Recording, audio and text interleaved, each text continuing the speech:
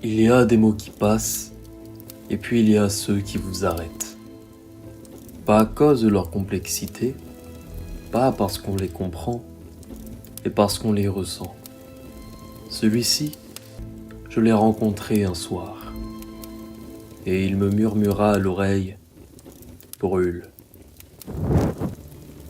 C'est en tombant sur une équation que je compris une chose fondamentale. Cette équation, la voici. La dérivée de U par rapport au temps, moins alpha, multiplié par le Laplacien de U, est égal à 0. Elle parle d'un point chaud, comme une étoile lointaine, brûlant comme 1000 feux ardents, qui, soudain, se refroidit, parce qu'elle était seule, parce qu'elle perdit sa source d'énergie. Entourée d'étoiles froides, elle sentit son cœur se rétracter, sa force diminuer et sa vie succomber.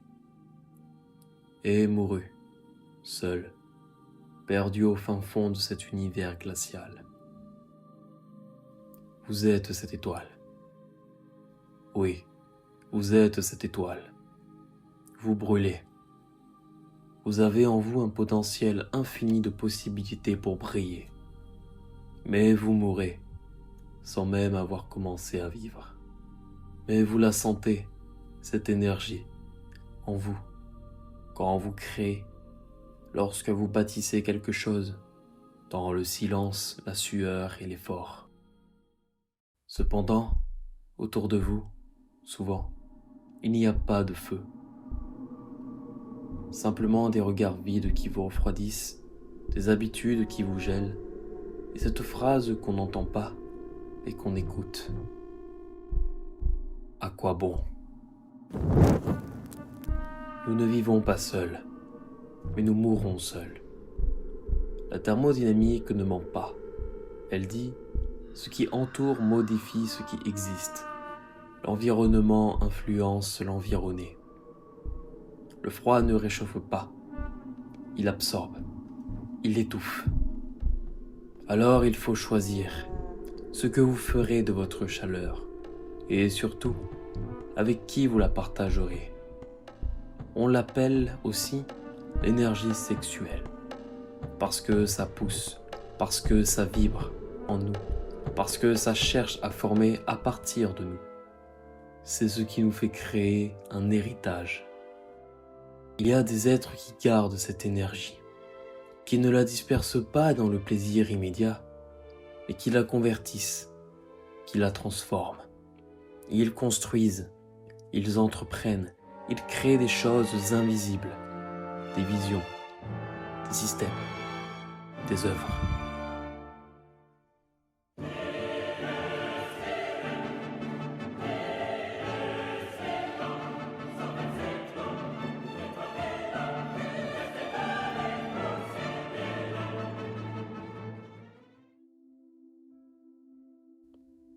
Certains les appellent froids, d'autres les disent inaccessibles. Mais moi, je les vois au contraire très chauds. Ils sont les gardiens d'un feu ancien.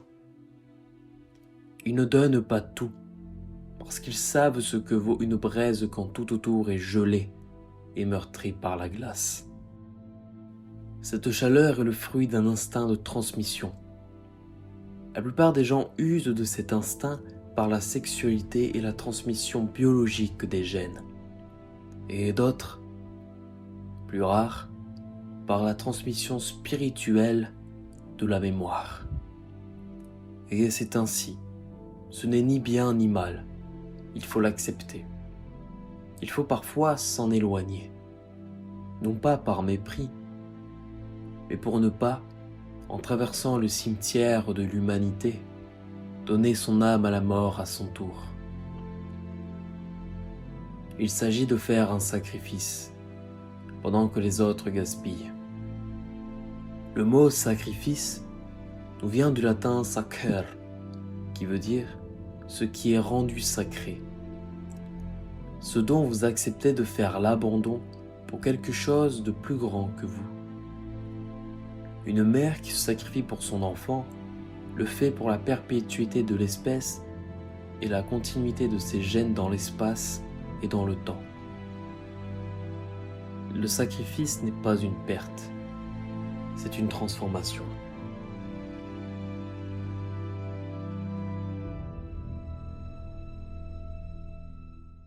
Bon, concrètement, que veut dire cette équation? Cette équation est très simple à comprendre. Elle explique que lorsque nous avons un point chaud qui perd sa source d'énergie, la vitesse à laquelle il va refroidir sera corrélée au nombre de points froids qu'il y a autour de lui. En gros, plus quelque chose de chaud est entouré de choses froides, plus rapidement il va lui-même devenir froid. Et ce, pour une raison très simple. Le froid absorbe la chaleur. Cette équation peut paraître assez anodine, mais lorsque je l'ai découverte, ce fut pour moi comme une révélation. Nous sommes tous des points chauds en puissance.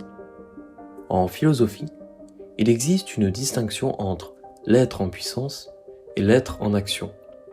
Être en action signifie être la chose au moment où nous en parlons. Ça veut dire que nous sommes la chose de manière accomplie.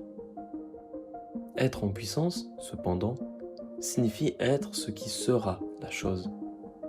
C'est-à-dire que nous sommes la chose en cours de développement.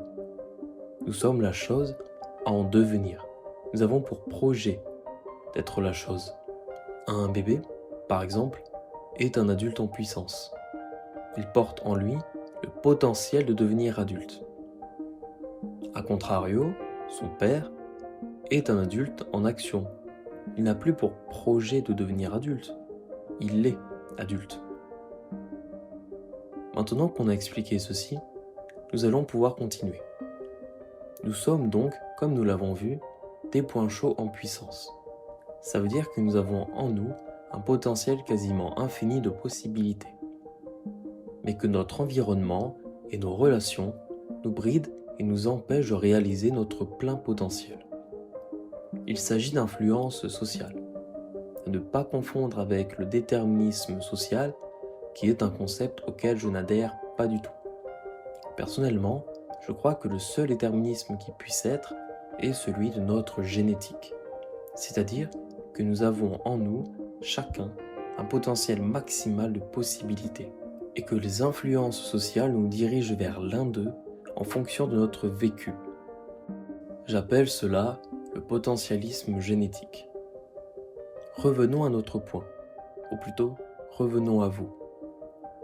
Ne vous est-il jamais arrivé, dans votre vie, d'avoir des projets, des ambitions, ou tout simplement des envies particulières, sans que ces dernières ne puissent s'accomplir par manque de moyens, par manque de soutien? Eh bien, c'est exactement de ce dont je parle. Il arrive dans la vie que nous ayons des moments de fatigue, de faiblesse, qui font que nous pouvons être amenés à mettre plus tard certains projets. C'est dans ces moments-là que nous avons besoin de béquilles, de points d'ancrage sur lesquels nous agripper pour ne pas divaguer loin de nos objectifs. C'est pourquoi il est important de bien choisir nos influences et nos sources de chaleur. Car d'après l'équation que nous avons vue, plus vous serez entouré de personnes froides, plus rapidement vous deviendrez vous-même une personne froide. Pour vous donner un exemple concret, si vous aviez pour habitude, avec vos amis, de vous réunir tous les soirs pour aller en boîte de nuit, mais que vous décidez soudainement de vous mettre au sport et d'adopter un régime alimentaire et de sommeil strict, cela impactera inévitablement votre relation avec vos amis, car ce qui maintient la cohésion au sein de votre groupe, c'est le fait de sortir le soir en boîte de nuit. Le fait est que si vous tenez à changer vraiment votre rythme de vie, vous allez devoir vous éloigner de vos amis, ou plutôt, vous le ferez automatiquement. L'historien et philosophe arabo-musulman Ibn Khaldoun a théorisé un concept très intéressant sur ce sujet, celui de l'as-sabiyya. L'as-sabiyya est un mot arabe qui pourrait être traduit par l'esprit de corps, la cohésion sociale ou tout simplement le sentiment d'appartenance au groupe. La assabiya est ce qui fait que vous et moi, en ce moment même, soyons unis par le fait d'appartenir au groupe de la francophonie, ou encore ce qui fait qu'un groupe de joueurs de football est uni par le fait d'appartenir à la même équipe. Dans le cas de votre groupe d'amis, il s'agit de vos sorties le soir.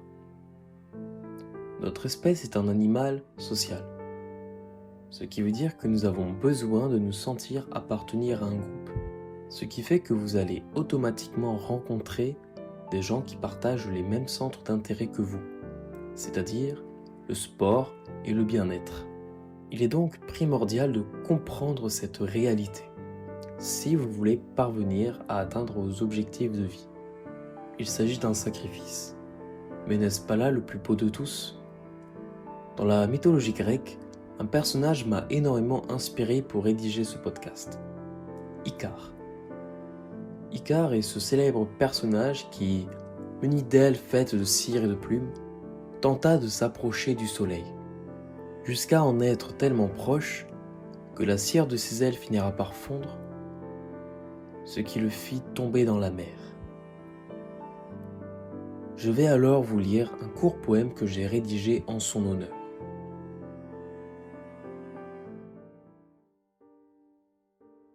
Il était un être ailé de cire et de plumes, rêvant d'aller plus haut que nous autres le pûmes, et il s'est élevé au-dessus des oiseaux, par-delà les vents, par-delà les mers, vers cet astre céleste qu'il trouva si beau. Et il caressa de ses mains ce que nous touchions de nos yeux, mais il tomba et sa vie nue de lendemain. Son corps chaud coula au fin fond de sa mer bleue. Mais n'est-ce pas là la plus grande gloire ? Par la force des rêves entrés dans l'histoire. De ses mains, il toucha ce que Dieu ni diable n'ont pas, ce dont nous n'osions parler.